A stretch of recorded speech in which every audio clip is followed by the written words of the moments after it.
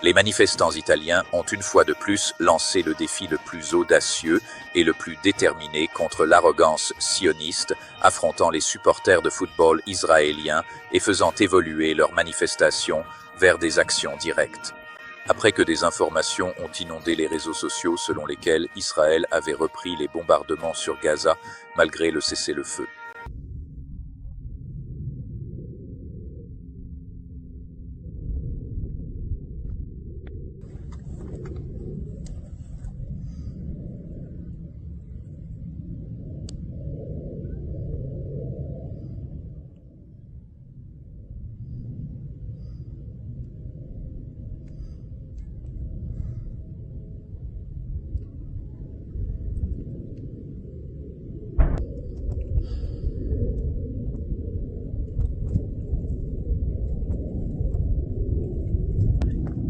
L'Italie est, sans aucun doute, devenue l'une des voix morales les plus fortes d'Europe depuis le début de cette crise, une nation qui n'a pas peur de se lever là où d'autres restent silencieux.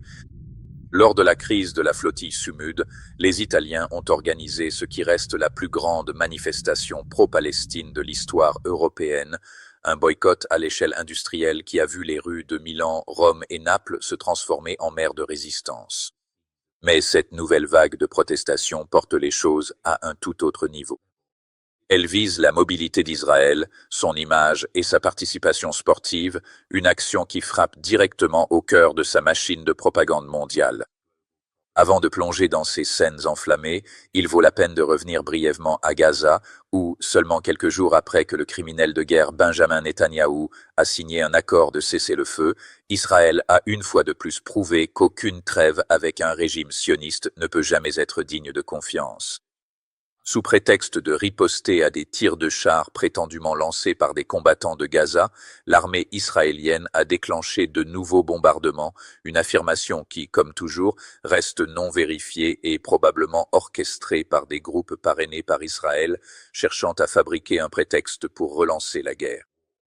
La stratégie de Netanyahou a toujours été simple: créer le chaos, accuser la résistance et reprendre le génocide étranger.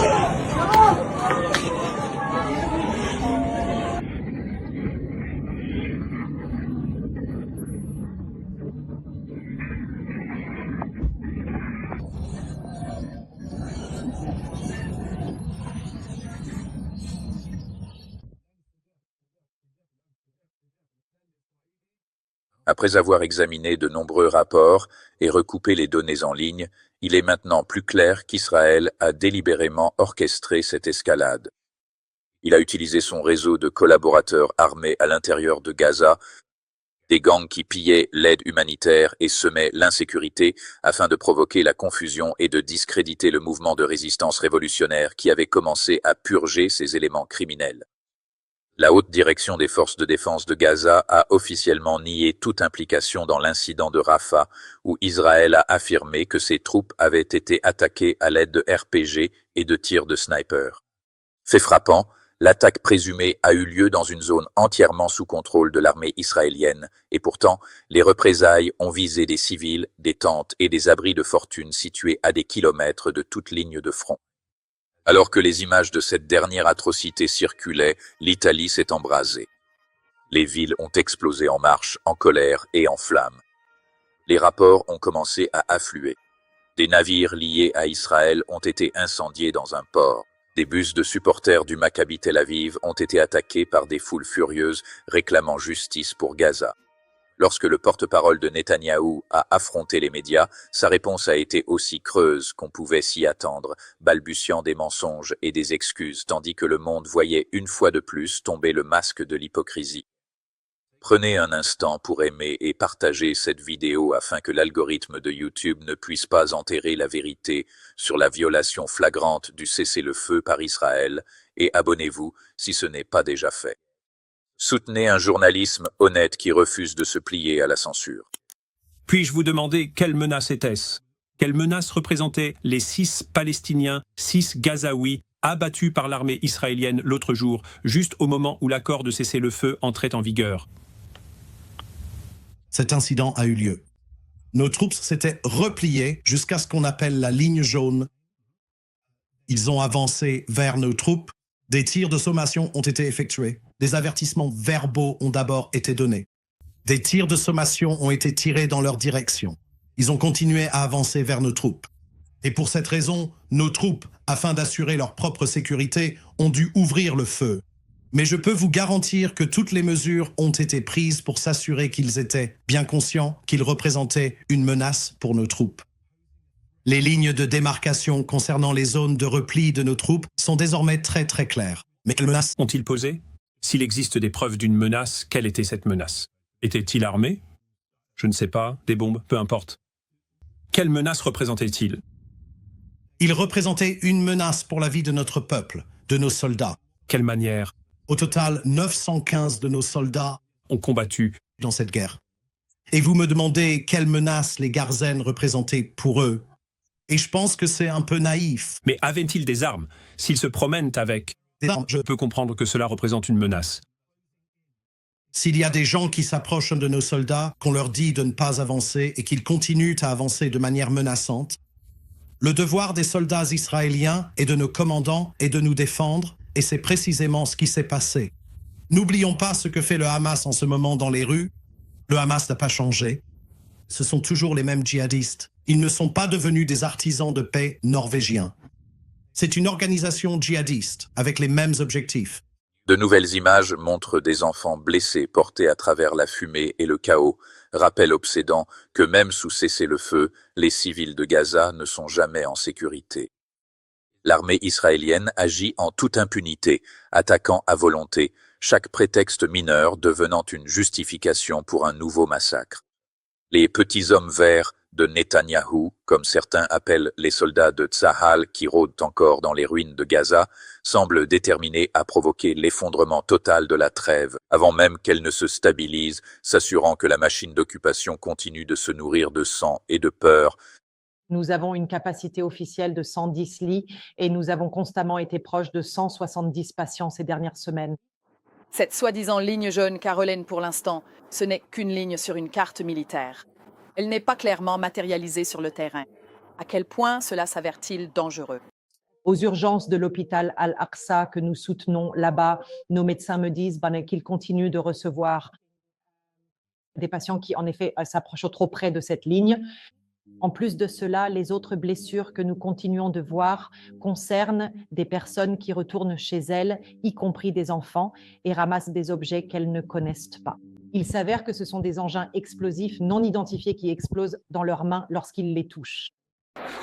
Je pense à la société civile, aux étudiants, aux travailleurs, aux enseignants. En ce moment, ce sont des gens ordinaires qui se substituent à un système politique institutionnel qui, même au niveau européen, est pour le moins timide. Et tandis que l'Italie s'embrase dans la protestation, l'isolement d'Israël en Occident s'accentue. Au Royaume-Uni, le leader travailliste Keir Starmer a surpris en annonçant vouloir annuler des décisions locales interdisant aux supporters israéliens d'assister au match, malgré les avertissements de la police sur les risques pour la sécurité publique. D'anciens hauts responsables ont déjà condamné ce projet, le qualifiant d'irresponsable et dangereux.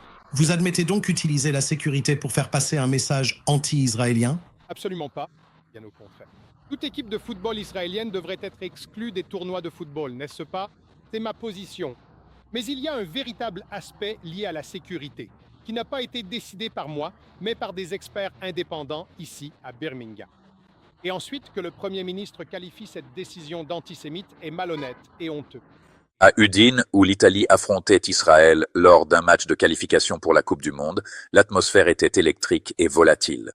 D'immenses manifestations pro-palestiniennes ont largement dépassé le nombre de spectateurs du match, avec des milliers de manifestants remplissant les rues. Reuters a rapporté que des joueurs italiens ont publiquement exprimé l'espoir que l'annonce du cessez-le-feu calmerait les tensions, tandis que le président de la FIGC a insisté pour que le match ait lieu. Malgré les appels au boycott total, le résultat fut un mélange surréaliste de forte présence policière, d'indignation morale et d'un match de football symbolisant tout ce qui cloche lorsqu'on prétend que le sport peut exister indépendamment de la justice. Ce n'est plus du sport comme les autres, c'est un champ de bataille morale. Dans ce contexte, l'hypocrisie devient flagrante. Lorsque la FIFA et l'UEFA ont suspendu la Russie en 2022, le tribunal arbitral du sport a confirmé cette décision, invoquant la nécessité de protéger l'intégrité et la sécurité des compétitions. Plusieurs fédérations ont refusé d'affronter la Russie, rendant impossible la poursuite équitable de la compétition. Aujourd'hui, les équipes israéliennes font face exactement aux mêmes conditions. Interdites d'organiser des matchs à domicile, contraintes de jouer sur des terrains neutres sous une sécurité exceptionnelle et désormais rejetées par les supporters et les autorités locales à travers l'Europe. La même logique qui a servi à justifier l'exclusion de la Russie se présente aujourd'hui à la FIFA et met en lumière sa lâcheté. Si les crimes de guerre de la Russie justifiaient sa suspension, alors la campagne d'Israël, bien plus sanglante, son génocide ouvert à Gaza et la violence de ses partisans devraient également le rendre inapte à concourir. Tout autre choix relèverait d'une hypocrisie à grande échelle. Voici donc l'Italie, une fois de plus, qui guide la conscience de l'Europe, des flammes de ses ports aux chants qui résonnent dans ses stades. Le message est clair. Plus de silence, plus d'excuses, plus de normalisation de l'apartheid par le football. Lorsque les navires brûlent et que les banderoles se lèvent, ce ne sont pas seulement des actes de protestation, ce sont des actes de mémoire pour les martyrs de Gaza et un avertissement au monde que la justice ne peut plus être différée. Merci de regarder et de vous tenir du côté de la vérité.